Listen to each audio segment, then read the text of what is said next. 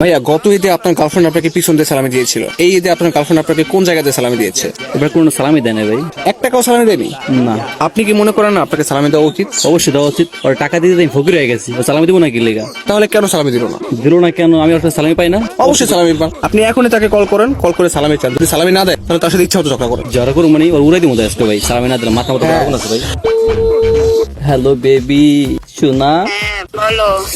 I love you জান। আজকে এত ভালোবাসা দে জানো না কেন? না। জানোটা কি বলো তো? আচ্ছা, তোমার সাথে একটু কথা আছে আমার। হ্যাঁ বলে ফেলো। তুমি গত ঈদে আমাকে পিছন দিয়ে সালামি দিয়েছো, ঠিক আছে? তো এবার তো এবার কি সামনে দিয়ে নিতে চাও নাকি? সামনে দেবো মানে তুমি কি বলতে চাও?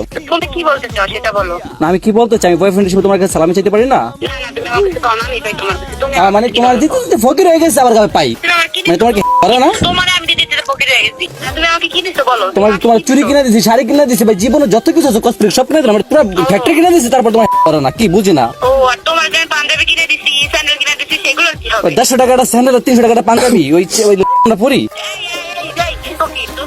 ফকিরকে আমি তোরে দিয়ে দিয়ে ফকির হইছি, আমি তোরে দিয়ে দিয়ে ফকির ফকির গোস না? লজ্জা লাগে না তোর? তোর লজ্জা লাগে না গার্লফ্রেন্ডের কাছ থেকে সালামি চাস? আমার লজ্জা লাগবো কি লেগা? আমার তো আমারটা খায়া খাইতে ফকির হয়েছে, যে গুদুম একটা শরীর বানাইছো, এটা কারটা খায়া বানাইছো? আমারটা খায়া বানাইছো, ঠিক আছে? এই বাচ্চা, ফকিনির বাচ্চা, তোরে তোরে পায়ে মা, ঠিক আছে? তোর একদম দিমু, তোরে পাইলে আমি তোরে একেবারে মাটির তলে তোর মাটির তলে তোরে আমি একদম একদম এবার কমাই দিব। ভালো লেগে গেছে ওদের একেবারে এখন ব্রেকআপ।